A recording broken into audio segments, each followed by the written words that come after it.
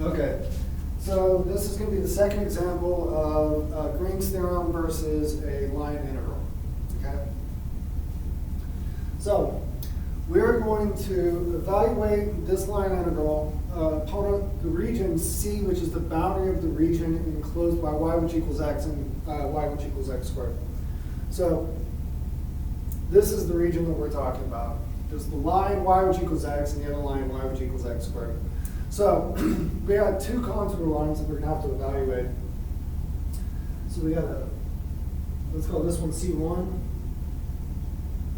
We'll call that one C2. Okay. So I'm going to do these integrals individually, and then we'll just add them together to get the final answer, and then we'll do Green's theorem evaluating this problem. Okay. So for C1, let's go ahead and parameterize this guy. Okay, so to parameterize this, why don't we just say x equals t? And so that means that since y equals x squared, well, y is going to equal t squared. Okay? So this means that dx is going to equal dt, and that dy is going to equal 2t dt. Okay?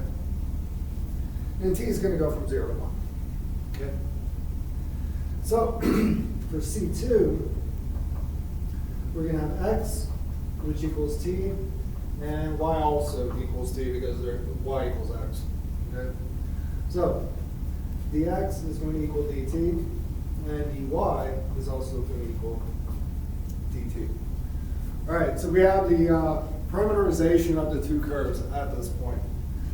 This guy's going to go from 0 to 1. Now this one is going to go backwards because to maintain positive orientation, it's actually going to have to go from 1 to 0. Okay, so let's start with C1. So when we're starting with C1, we're going to take all these quantities inside here, and we're going to plug them into our contour line. Okay? I mean, line integral. So the first one's going to be the integral from 0 to 1. Okay, so that's going to be just t squared dt because it was x squared dx, and that just turns into that. Okay, so that's going to become plus t. I'll write it like this. Times t squared, that's the x times the y.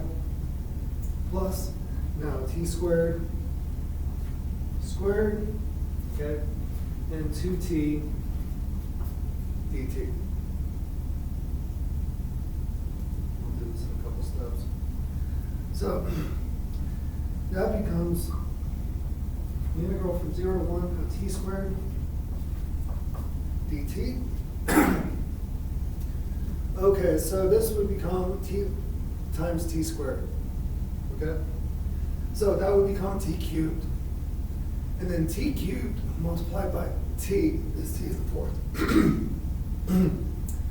So that's plus 2t to the fourth. Parentheses on this. And all right, now t to the fourth times t is 2t to the fifth dt. Okay, so now we can evaluate this integral and plug in our boundaries.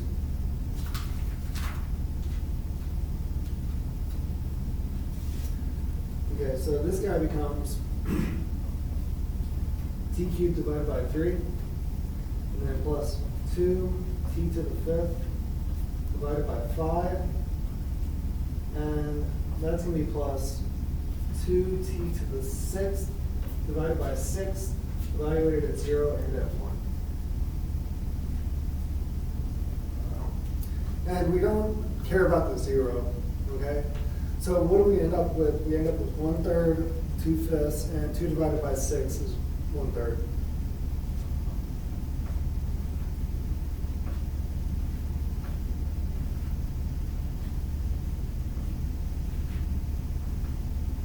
Okay. So 1/3 plus 1/3 is 2/3.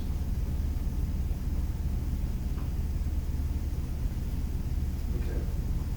So that's 10 divided by 15.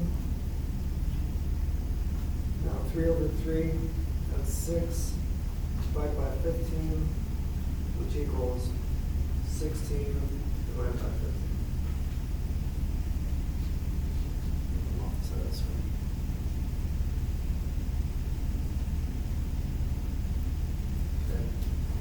Okay, so that's just the integral of the contour line upon C1.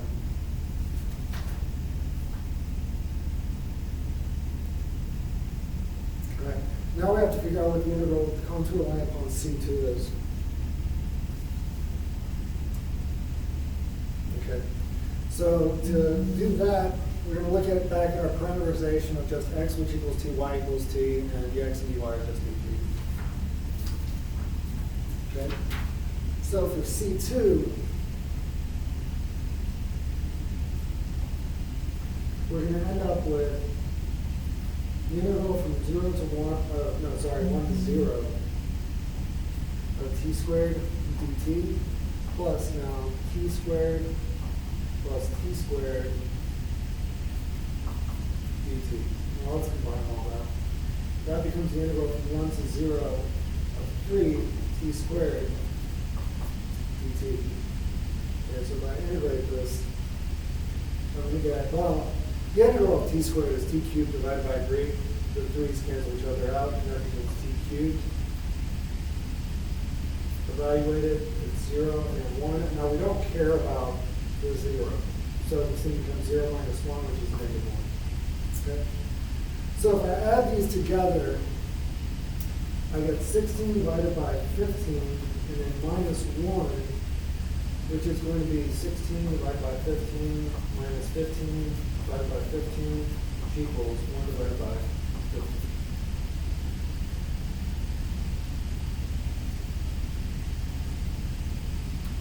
Okay, so that's the integral using the contour lines. All right, now let's consider this with Green's theorem. Okay, so if I consider this with Green's theorem,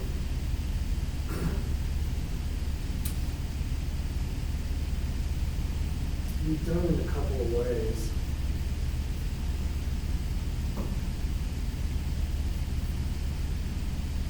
I'll tell you what I'm going to do.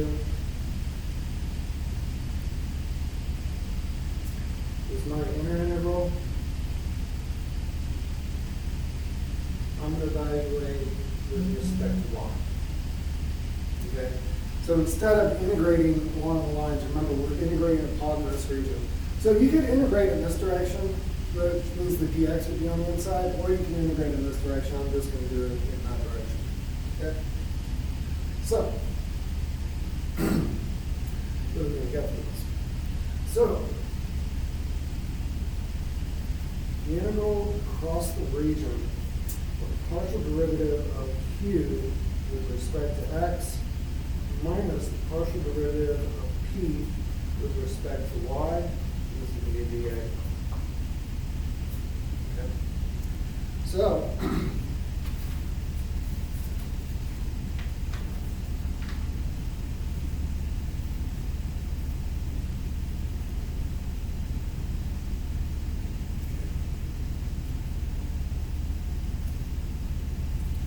all right.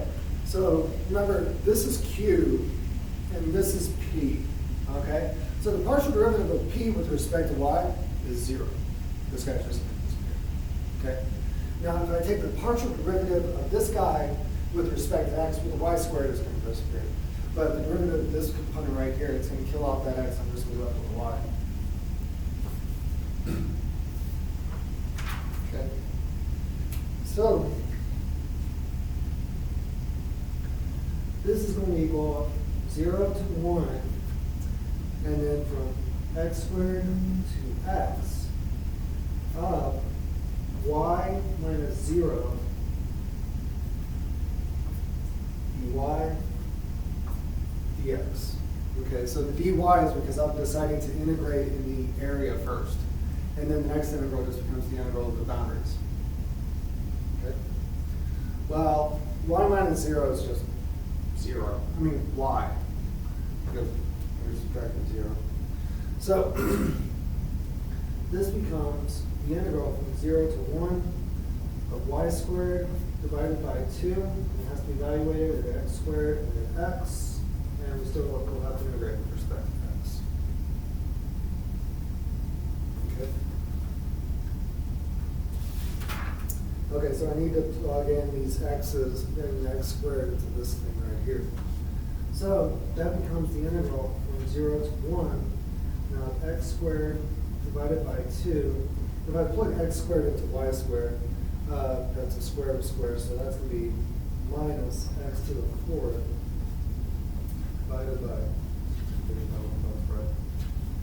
divided by 2. This is an integral with respect to x.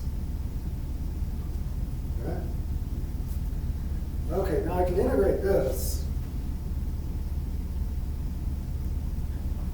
If I integrate x squared, I'm going to get x cubed divided by 3. So that's going to be x cubed divided by 6.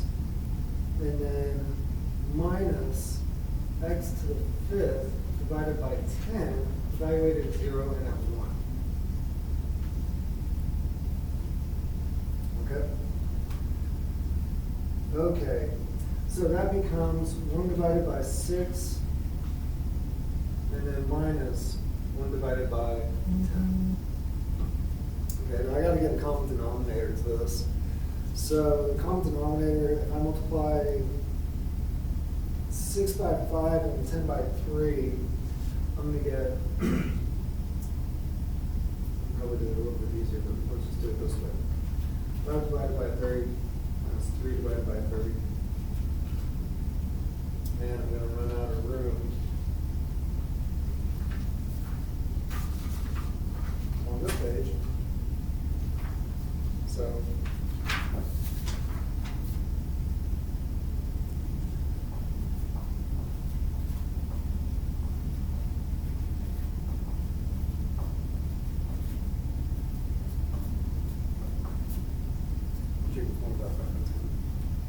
so you got the same answer either way. It's just Green's theorem is a bit quicker. So you don't have to, with Green's theorem, you don't have to create the parametric equations and then transform into the t's and the dt's.